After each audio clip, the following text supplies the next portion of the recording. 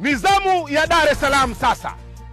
Wizara ya Katiba na Sheria inatarajia kuwa na kampeni kubwa ya msaada wa kisheria ya Mama Samia katika jiji lote la Dar es Salaam. Je, wewe una changamoto ya mambo ya talaka?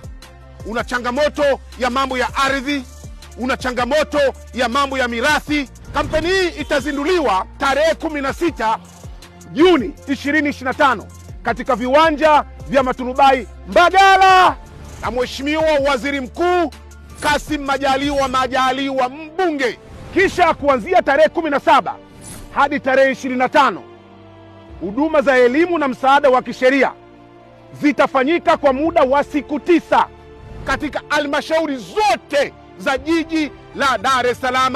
Njooni, mnakaribishwa bure bila malipo.